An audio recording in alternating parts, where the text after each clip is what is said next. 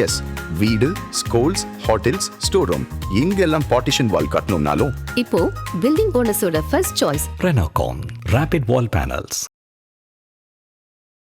ஜாதகத்துல இந்த கட்டம் இல்ல இந்த கிரகங்கள் சேர்ந்தா இவங்களுக்கு 2வது திருமணம் கண்டிப்பா அதுல எந்த மாற்றமுமே இல்லை அப்படின்னா அது என்ன கிரகங்கள் சொல்லுங்க? முதல் திருமணம் நல்லா நடந்துச்சுன்னா 2வது திருமணத்துக்கு வாய்ப்பே இல்லை இல்லைங்களா? அப்போ முதல் திருமணம் தோல்வியில் முடிஞ்சதுனுடைய காரணத்தை முதல்ல அவங்க அனலைஸ் பண்ணிட்டாங்கனாலே 2வது திருமணங்கிறது சக்ஸஸாக முடியும். ஏன்னா 2வது திருமணமே அதுவும் தோல்வியில் முடிஞ்சிடக்கூடாது.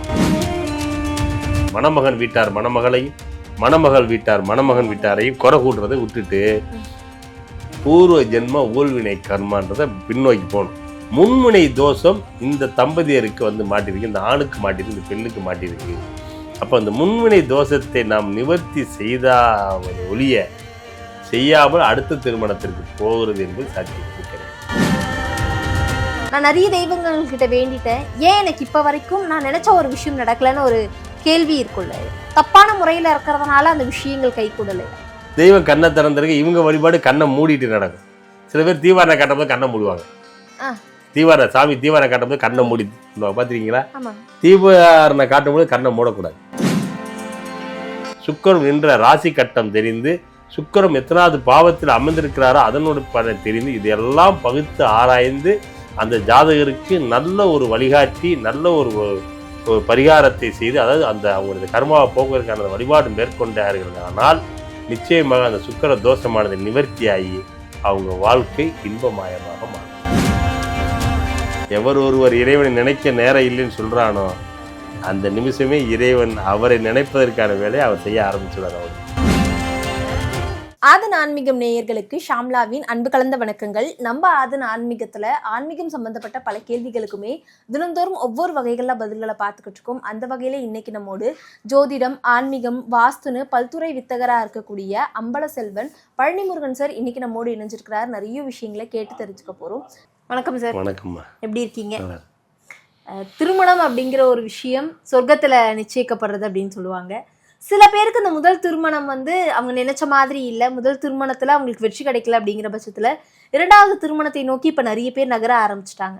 ஜாதகத்துல இந்த கட்டம் இல்ல இந்த கிரகங்கள் சேர்ந்தா இவங்களுக்கு 2வது திருமணம் கண்டிப்பா அதுல எந்த மாற்றமுமே இல்லை அப்படின்னா அது என்ன கிரகங்கள் சொல்லுங்க சார்?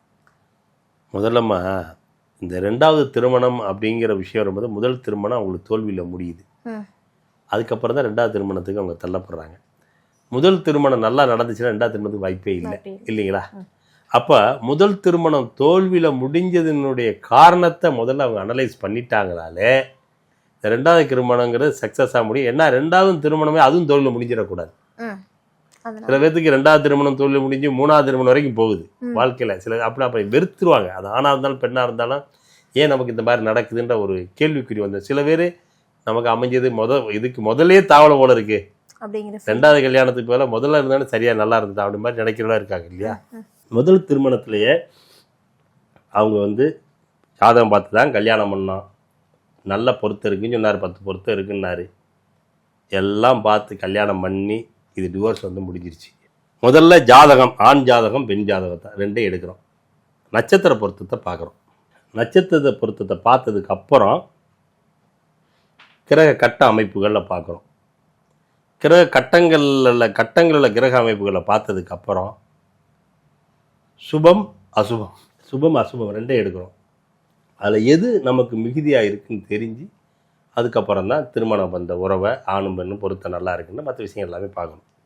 அதெல்லாம் பார்த்து இவங்க குடும்பத்தை அவங்க விசாரித்து அவங்க குடும்பத்தை இவங்க விசாரித்து அப்புறம் பொருளாதாரம் பின்புலங்கள் இதையெல்லாம் பார்த்து வேலை வருமானம் இதெல்லாம் பார்த்துட்டு அதுக்கப்புறம் ஒரு திருமணம் ஒரு நல்ல நாள் பார்த்து நிச்சயம், நல்ல நாள் பார்த்து மாங்கனி எடுக்கிறது, நல்ல நாள் பார்த்து புடவை எடுக்கிறது, எல்லாம் நல்ல நாள் பார்த்து மூர்த்த கால் உண்றது எல்லாம் நல்லதும் பார்த்து நல்ல நாள் அன்றைக்கி திருமணம். திருமணத்தை நிகழ்வு முடிஞ்சு நல்ல ஒரு புரோகிதர், ஒரு வாத்தியார், இல்லை ஒரு நல்ல ஒரு பெரிய மனிதர் மாங்கல் எடுத்து கூட திருமணம் முடிஞ்சு அதில் ஒரு 500 பேர் 1000 பேர் வந்து சாப்பிட்டு மனதார வாழ்த்தி அதுக்கப்புறம் அவங்க இல்லறத்தை அவங்க கணவன் மனைவி இல்லறத்தை ஆரம்பிக்கிறாங்க. அப்படி ஆரம்பிக்கிற பட்சத்தில் அவங்களுக்குள்ள மனசில் வந்து மனக்கிலேசம் ஏற்பட்டு அந்த திருமண வாழ்வு வந்து முறியுது, திருமண வாழ்வு தோல்வி அடையுது.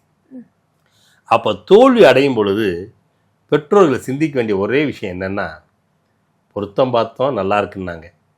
நம்ம குடும்பத்தை வச்சு அவங்க விசாரிச்சா நல்லா தெரிஞ்சிச்சு. எல்லாமே நல்ல நாளை பார்த்து முகூர்த்தம் பார்த்து, நல்ல நாள் பார்த்து முகூர்த்த கால நாள் எல்லாம் நல்ல நாளாக பார்த்து எல்லாம் செஞ்சோம். அப்படி இருந்தும் ஒரு 500 பேர் வந்து வாழ்த்திட்டு போயும் இவங்க வாழ்க்கை முடியுது அப்படின்னா என்ன கோளாறுன்றதை கொஞ்சம் உட்காந்து யோசிச்சாங்க அப்படின்னா பிறர் மீது பழி போட மாட்டாங்க. என்ன கோளாறு? மணமகன் வீட்டார் மணமகளையும், மணமகள் வீட்டார் மணமகன் வீட்டாரையும் குறை கூடுறதை விட்டுட்டு பூர்வ ஜென்ம ஊழ்வினை கர்மான்றதை பின்னோக்கி போகணும். இந்த கர்மா தான் இவனை இப்படி ஒன்றா நிப்பாட்டிருச்சு. இதில் வந்து நீ அடுத்தோட குறை சொல்றதுக்கு வேலை இல்லை. ஏன்னா இத்தனை பேர் வந்து வாழ்த்தி வாழ்க்கை இல்லைன்னா அப்போ முன்முனை தோஷம் இந்த தம்பதியருக்கு வந்து மாட்டிருக்கு, இந்த ஆணுக்கு மாட்டிருக்கு, இந்த பெண்ணுக்கு மாட்டிருக்கு. அப்போ அந்த முன்வினை தோஷத்தை நாம் நிவர்த்தி செய்தால் ஒழிய செய்யாமல் அடுத்த திருமணத்திற்கு போகிறது என்பது சாத்தியக்கூறு கிடையாது. இந்த முன்வினை தோஷத்தை நிவர்த்தி செய்து அதன் பின்பு அவங்க அடுத்த திருமணம், 2வது திருமணத்தை அவங்க தேர்ந்தெடுக்கும் பொழுது அந்த வாழ்க்கை இன்பமாக இருக்கும், இனிமையாக இருக்கும். அப்போ 2வது திருமணத்தை தேர்ந்தெடுத்ததற்கு முன்னாடி இந்த முன்வினை கர்மாவை முன்வினை எப்படி போக்குறது, இதான் அடுத்த கேள்வி. அப்போ அவங்க ஜாதகத்தில் இருக்கிறது 7ஆம் பாவம், 8ஆம் பாவம், 5ஆம் பாவம், 2ஆம் பாவம், இப்படி குடும்பஸ்தானத்தையும் கடத்திர ஸ்தானத்தையும் மாங்கல்ய ஸ்தானத்தையும் பூர்வ புண்ணிய ஸ்தானம் இதெல்லாம் கொஞ்சம் நல்ல ஒரு ஜோதிடத்தை கொடுத்து அனலோசி பண்ணி ஜாதகத்தை கொடுத்து பார்த்துட்டு அதோடைய கிரக சேர்க்கிற கிரக அமைப்புகள் இவங்க செய்த முன்வினை கர்மாவை சுட்டி காட்டும், என்ன பாவத்தினால இவங்களுக்கு இந்த தண்டனை கிடைச்சதுன்னு. அப்போ அதுக்கேற்ற மாதிரி அந்தந்த ஸ்தலங்களுக்கு சென்று, அந்தந்த ஆலயங்களுக்கு சென்று, அந்தந்த கிரகங்களுக்கு சாந்தி பரிகாரம் செய்து வணங்கி வழிபாடு செய்யும் பொழுது நிச்சயமாக அவங்களுக்கு அந்த தீர்வு கிடைக்கும். அதற்கு பின்பு அவங்க ஒரு நல்ல ஒரு வரனை பார்த்து வாழ்க்கை துணையை தேர்ந்தெடுத்து 2வது திருமணத்தை அவங்க அந்த அமைத்து கொள்ளும் பொழுது அவங்க வாழ்க்கை இன்பமயமாக இருக்கும். அப்போ அதுக்கு குறிப்பாக சூரியன், சுக்கிரன் தான் மெயின் காரணம், கலத்திரக்காரன் சுக்கிரன் தான். அப்போ அந்த கலத்திர தோஷம் நிவர்த்தி பண்ணுறது சுக்கிரன் தான். அப்போ அந்த சுக்கிரனுடைய இருக்கிற இடம், வாங்கின சாரம், எந்த கட்டம், அதை வச்சு தான் அதை தீர்மானம் பண்ணணும். அந்த சுக்கிரன் யார் கிரகங்களுடைய சேர்க்கை பெற்றிருக்காரோ, என்ன கிரகனுடைய பார்வை பெற்றிருக்காரோ அதை வைத்து நாம் தீர்மானம் பண்ண முடியும். சுக்கிரனுடைய இணைவான கிரகத்தை வைத்து நாம் தீர்மானம் பண்ண முடியும். அப்போ குறிப்பாக கலத்தரம் என்று வரும் பொழுது சுக்கிரனை மையப்படுத்தி அது அனைத்து நிகழ்வு நடக்கும். எனவே சுக்கிரனுடைய முழு பலம் தெரிந்து, சுக்கிரனுடைய சாராம்சம் தெரிந்து, சுக்கிரன் நின்ற நட்சத்திர பாதம் தெரிந்து, சுக்கிரன் நின்ற ராசி கட்டம் தெரிந்து, சுக்கிரன் எத்தனாவது பாவத்தில் அமர்ந்திருக்கிறாரோ அதனோட பலன் தெரிந்து, இதெல்லாம் பகுத்து ஆராய்ந்து அந்த ஜாதகருக்கு நல்ல ஒரு வழிகாட்டி, நல்ல ஒரு பரிகாரத்தை செய்து, அதாவது அந்த அவங்களது கர்மாவை போக்குவதற்கான வழிபாடு மேற்கொண்டார்கள். ஆனால் நிச்சயமாக அந்த சுக்கிர தோஷமானது நிவர்த்தியாகி அவங்க வாழ்க்கை இன்பமயமாக மாறும். இப்போ நீங்க சொன்ன மாதிரி இந்த விஷயங்கள்லாம் இருந்தாலும் சில பேர் இப்போ வரைக்குமே பல கோவில்களுக்கு போவாங்க, நிறைய நேர்த்திக்கடன்கள் பண்ணுவாங்க. எனக்கு இந்த ஒரு விஷயம் நடந்துடணும், நான் இதை பண்ணுறேன், உனக்கு நான் ஆசையாக புடவை வாங்கி தரதா இருக்கட்டும், மாலை, அன்னதானம், இந்த மாதிரி நிறைய விஷயங்களை கடவுள்களுக்கு பண்ணியும் அவங்க கேட்ட ஒரு சின்ன விண்ணப்பமாக இருக்கட்டும், அவங்க கேட்ட ஒரு சின்ன ஆசையாக இருக்கட்டும், அவங்க எதிர்பார்த்த எந்த ஒரு விஷயமுமே நடக்கலை. நான் நிறைய தெய்வங்கள்கிட்ட வேண்டிட்டேன், ஏன் எனக்கு இப்போ வரைக்கும் நான் நினச்ச ஒரு விஷயம் நடக்கலைன்னு ஒரு கேள்வி இருக்குல்ல. அது வந்து ஜாதகம் ரீதியாக தான் அந்த பிரச்சனையா, இல்லை அவங்களுடைய வேண்டுதல்களோ, இல்லை அவங்க அந்த சாமியை வழிபடுறதோ தப்பான முறையில் இருக்கிறதுனால அந்த விஷயங்கள் கை கூடலையா? அதாவதுமா, சூரியனை வந்து மேகம் மறைச்சிருது, சந்திரனை மேகம் மறைச்சிருது. ஆனால் சூரியன் இருக்கு, மறைஞ்சிருச்சு. மேகம் மறைச்சிக்கும் பொழுது இவங்க என்னதான் சூரியன் வெளிச்சம் கிடைக்காது, சந்திரனும் வெளிச்சம் கிடைக்காது. அது மாதிரி தான் அவங்க ஜாதகத்தில் அப்படி இருக்கும், அவங்க குடும்பத்தில் அப்படி அமைஞ்சிருக்கும். அப்படி இருக்க பட்சத்தில் தெய்வம் கண்ணை மூடிடும். தெய்வம் கண்ணை மூடிட்டா இவங்க என்ன வழிபாடு பண்ணாலும் ஒன்றும் நடக்காது. இல்லை தெய்வம் கண்ணை திறந்திருக்கு, இவங்க வழிபாடு கண்ணை மூடிட்டு நடக்கும். சில பேர் தீவாரணை காட்டும்போது கண்ணை மூடுவாங்க, சாமி தீவாரணை காட்டும்போது கண்ணை மூடி பண்ணுவாங்க, பார்த்துருக்கீங்களா? தீவாரணை காட்டும்போது கண்ணை மூடக்கூடாது. அப்புறம் சார் தீபாவளி காட்டும் போது எல்லாரும் கண்ணை மூடி கண்ணை திறந்துதான் கும்பிடணும். நோக்கம், அதாவது விழி, இறைவனுடைய அருள்விழி பார்வை நம்ம மீது படணும், அருட்பார்வை நம்ம மீது படணும். அதுக்கு தான் நம்ம கோயிலுக்கு போறோம். அவங்க பார்க்கும்போது கண்ணை மூடிட்டேன்னா முடிஞ்சு போச்சு. குருட்டு வழிபாடு இதுக்கு பேர். இப்ப வழிபாடு பண்ணி நடக்கல சொல்றாங்கல்ல, அவங்களை சொல்றேன்னா அவங்க வழிபாடு குருட்டு வழிபாடு, இருட்டு வழிபாடு. அதனால அவங்களுக்கு ஒரு பிரயோஜனமும் கிடையாது. பக்தியில கூட பயபக்தி, பரபக்தி, பரமார்த்த பக்தின்னு இருக்கு. நீ பக்தி செலுத்துற, வழிபாடு பண்ற, அந்த வழிபாடை குருட்டு வழிபாடை பண்ணாத. சரியான வழிபாடு. குருட்டு வழிபாடு பண்ணும்போது உனக்கும் பிரயோஜனம் இல்லை. அப்ப தெய்வத்தின் மீது குறை சொல்லி அர்த்தம் இல்லை. அப்போ தெய்வத்திட்ட வாங்குறதுக்கு கூட ஒரு வித்தை தெரிஞ்சிருக்கணும். தெய்வத்திட்ட வாங்குற அதுதான் வழிபாட்டுல முக்கிய அம்சமே, பக்தியுடைய அம்சமே அப்படிதான். எப்படி தெரிஞ்சிருக்குன்னு சொல்றேன் கேளுங்க. இப்போ பிரதோஷத்துக்கு போறாங்கன்னு வைங்களேன், கடவுடன் போறாங்க, ஒரு நந்திக்கு பால் வாங்கி கொடுப்பாங்க, மாலை வாங்கி கொடுப்பாங்க, டக்கு டக்குன்னு அபிஷேகம் பண்ணுவோம், செய்வாங்க.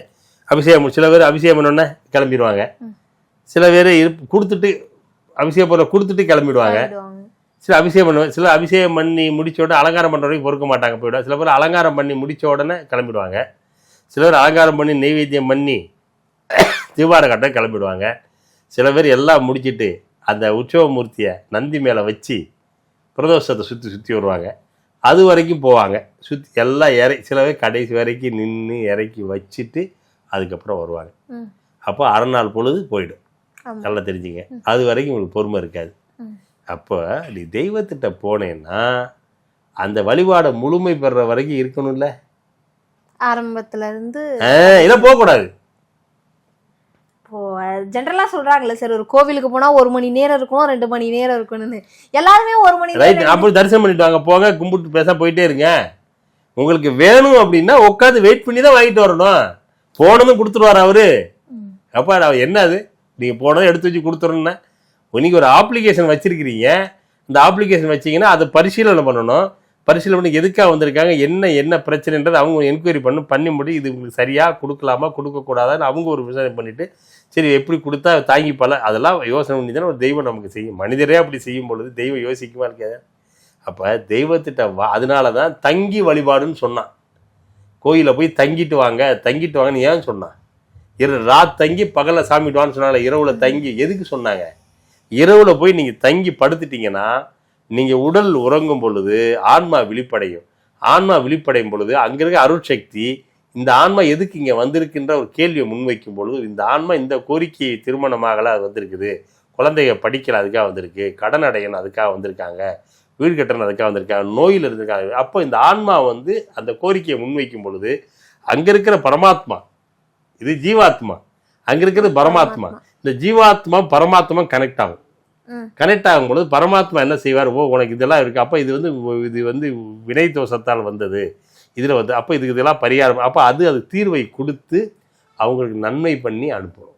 அப்படி வரும் பொழுது அவங்களுக்கு முழு பலன் கிடைக்கும். ஏன்னா கண்டிப்பாக சொல்கிறேன், பக்தி உண்மையெனில் பலனும் உண்மை, பக்தி பொய்யெனில் பலனும் பொய். நீங்கள் அவ்வளோ கோயிலில் சாமி கிட்ட ஒன்றும் நடக்கலாம் அப்படின்னா கோளாறு உங்ககிட்ட தானே ஒழிய கடவுள்கிட்ட இல்லை. நீங்கள் சரியானதில் இன்னும் போகலேன்னு அர்த்தம், குருட்டு பக்தியில் இருக்கிறீங்கன்னு அர்த்தம். குருட்டு பக்தியை விட்டு ஒரு குருவின் அருளோடு தெளிவான வழிபாடை நீங்கள் ஆரம்பிச்சீங்கன்னா அந்த சனமே, அந்த நிமிடமே, அந்த நொடி பொழுதே உங்களுக்கு வேண்டியது வேண்டியவனே கிடைக்கப்பெறும். இதுதான் பக்தியுடைய சாரம்சம். நிறைய பேர் பக்தி நடக்கலை எப்படி நடக்கும்? நடக்காது. அப்போ அதற்கு உங்களுடைய ஜாதகத்தை எடுத்துகிட்டு போங்க, நல்ல ஜோதிடரை பாருங்கள், பார்த்துட்டு ஜாதகமே சில பேர்த்துக்கு வேலையே செய்யாது, நல்ல வழிபாடு பண்ணி பூஜை பண்ணி புனஸ்காரம் பண்ணி கோயிலில் அம்பாள் சன்னதி சுவாமி சொன்ன வச்சு ஜாதகத்தை கொண்டு போய் ஜாதக நல்வாக்கு சொல்லணும் ஜோதிடர்னு சொல்லி வேண்டி கொண்டு போய் கொடுத்தீங்கன்னா அவருடைய பார்வையில் உங்களுக்கான அந்த அந்த அந்த ஏன் உங்களுக்கு நடக்கலை, எந்த கிரகம் தடையாக இருக்குது அப்படிங்கிற அவருடைய பார்வையில் தெரியும் போது அவர் ஒரு பரிகார வழிபாடை சொல்ல வாய்ப்பு இருக்குது. அதே நீங்கள் முதல்ல செஞ்சீங்கன்னா உங்களுக்கு ஒரு கதவு திறக்கும். அப்போ பார்த்து நடந்தால் பாதை தெரியும், பாதை தெரிந்தால் பயணம் தொடரும், பயணம் தொடர்ந்தால் கதவு தெரியும், கதவு திறந்தால் காட்சி கிடைக்கும், காட்சி கிடைத்தால் கவலை தீரும், கவலை தீர்ந்தால் வாழலாம். இப்போது நீங்கள் சொல்லியிருந்த மாதிரி நிறைய பேருக்கு நான் சமீபத்தில் கேள்விப்பட்டிருந்தேன் சார், ஒரு கோவிலுக்கு போகிறோம் அப்படின்னா 5 நிமிஷம் 10 நிமிஷம் உட்காந்துட்டு சாமி பார்த்துட்டு வந்துடக்கூடாது, ஒரு கோவிலில் ஒரு 2 மணி நேரம் இருக்கணும், 3 மணி நேரம் இருக்கணும் அப்படின்னு. இப்போ நிறைய பேருக்கு அந்த வாய்ப்புகள் ரொம்ப கடினம் இருந்தாலும் நான் கோவிலுக்கு போகணும், நான் நினச்சதெல்லாம் நடக்கணும் அப்படின்னு ஒரு சில பேர் நினைக்கலாம், இந்த வீடியோ பார்க்குறவங்க கூட நினைக்கலாம். அவங்களுக்கு நீங்கள் சொல்லக்கூடிய ஒரு விஷயம்னா என்ன சொல்லலாம்? உள்ள பெருங்கோயில் ஊனுடம் வாழும் வள்ளல் பிரானுக்கு வாய் கோவர வாசல் தெல்ல தெளிந்தவனுக்கு ஜீவன் சிவலிங்கம். உள்ளுக்குள்ளே இறைவன் இருக்கிறான், வேண்டிக்கங்க, அவ்வளோதான். என்ன சொல்றீங்க? உங்களுக்கு கோயிலுக்கு போக நேரம் இல்லை, உட்கார்றதுக்கு நேரம் இல்லை அப்படின்னாக்கா உள்ளுக்குள்ளே இறைவன் இருக்கானே, வேண்டிக்கங்க, அவ்வளோதான். வேற என்ன செய்ய முடியும்? என்ன சொல்கிறீங்க? ஏன்னா எல்லாத்துக்கும் சினிமா பார்க்க நேரம் இருக்குது, ஒரு ஃபோனை பொழுதுபோக்கா விளையாடுறதுக்கு நேரம் இருக்குது, எத்தனையோ நேரங்கள் எங்கெங்கேயோ நீங்கள் செலவு பண்ணுற நீங்கள் ஒரு ஆலயத்தில் போய் உட்காந்து இறைவனோட சண்டையில் உட்காந்து வர்றதுக்கு நேரம் இல்லை அப்படின்னாக்கா உங்களுக்கு வினையும் விடலேன்னு அர்த்தம், விதி வழி விடலேன்னு அர்த்தம். எனக்கு சாமி கும்பிட நேரம் இல்லை, பூஜை பண்ண நேரம் இல்லை அப்படின்னு சொல்லிட்டானால இறைவன் செக் வச்சிரு. ஓ உனக்கு என்ன நினைக்க நேரம் இல்லையா, ஒன்று நினைக்க வைக்கிறேன் பாரு, 24 அவர் நினைக்க வச்சிருவான். வேற வழியே கிடையாது. அவர் நினைக்கும்படியான விளையாட்டை திருவருள் கூட்டி வைக்கும். எவர் ஒருவர் இறைவனை நினைக்க நேரம் இல்லைன்னு சொல்றானோ அந்த நிமிஷமே இறைவன் அவரை நினைப்பதற்கான வேலையை அவர் செய்ய ஆரம்பிச்சுடுறார். அவனுக்கு அதாவது கனப்பொழுதும் உன்னை, அதாவது பிறவாமை வேண்டும், பிறந்தாலும் உன்னை நான் மறவாமை வேண்டும், நொடி பொழுதோடு உன்னை நான் பிரியாமல் இருக்கணும்னு தான் எல்லா அருளாளரும் கேட்குறாங்க. கடவுளே நொடி பொழுது கூட நான் பிரியக்கூடாது, நான் உன் கூடயே இருக்கணும், இல்லை நீ என் கூட இருக்கணும் அப்படின்னு எல்லாரும் வேண்டாம். ஏன்? அந்த அருட்சக்தி நம்ம விட்டு விலகிட்டா நம்ம டவுன் ஆயிடுவோம், நம்ம விலகிடுவோம். அருட்சக்தி நம்ம கூட இருக்கிற வரைக்கும் தான் நமக்கு வெற்றி, ஜெயம், நல்வாழ்க்கை, இன்பம். அருட்சக்தி விலக விலக நமக்கு துன்பம், துயரம், பிணி, பீடை. அப்போ அருட்சக்தி நம்முடன் இணைய நம்ம வாழ்க்கை சுபிட்சம், அருட்சக்தியை நம்மிடம் விலக விலக நமக்கு சுபிட்சம் இல்லை. எனவே அருட்சக்தியினுடைய திருக்கரத்தையும் திருப்பாதத்தையும் நாம் பற்றி கொள்ள வேண்டும், விடக்கூடாதுன்றான். பற்றி பிடிச்சி விடவே விடாத, உன்னை கடத்தேறதுக்கு வழி அது ஒன்று தான், வேற எதுவுமே கிடையாது.